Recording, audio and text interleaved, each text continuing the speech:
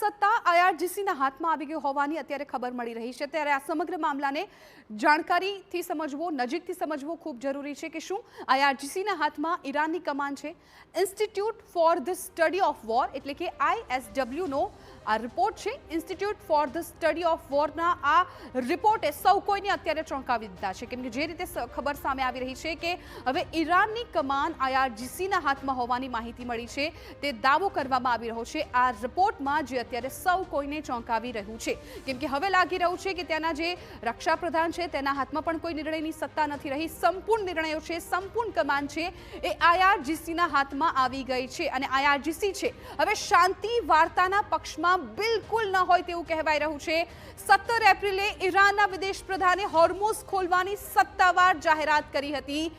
17 એપ્રિલની આ વાત છે કે જ્યાં વિદેશ પ્રધાને સત્તાવાર રીતે જાહેરાત કરી દીધી હતી, પરંતુ આઈઆરજીસીએ અરાઘચીના નિર્ણયને માનવાની સ્પષ્ટપણે ના પાડી દીધી। અહીંયા એ સાબિતી થાય છે કે હવે કમાન છે એ આઈઆરજીસીના હાથમાં આવી ગઈ। આઈઆરજીસીએ હોર્મુઝ સ્ટ્રેટમાં સૈન્ય કાફલો ખડકી દીધો હોવાની પણ માહિતી સામે આવી છે।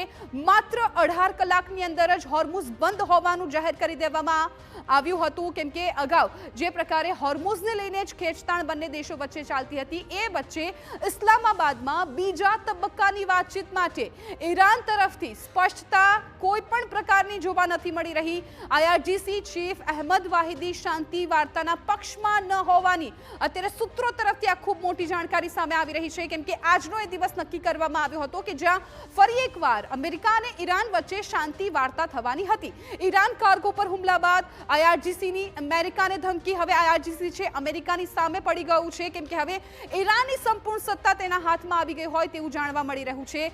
અમેરિકાને પાઠ ભણાવીને જ રહીશું તેવું આઈઆરજીસી કહી રહ્યા છે, અને એટલા જ માટે તેઓ હવે શાંતિ વાર્તાના પક્ષમાં ન હોવાનું પણ સામે આવ્યું। આઈઆરજીસીના આક્રમક વલણથી સીઝ ફાયર તૂટવાની પ્રબળ અત્યારે શક્યતાઓ દેખાઈ રહી છે, કેમ કે જે રીતે આઈઆરજીસી અત્યારે કડક વલણ અપનાવી રહ્યું છે તેઓ શાંતિ વાર્તાના પક્ષમાં પણ ન હોવાની વાત સામે આવી રહી છે અને અમેરિકાને જાણે ધમકી આપી રહ્યું છે કે અમેરિકાને તેઓ જડબાતોડ જવાબ આપીને રહેશે। ત્યારે સીઝ ફાયર તૂટવાની હવે પૂરેપૂરી સંપૂર્ણ શક્યતાઓ છે એ જોવા મળી રહી છે। ત્યારે જોઈએ કે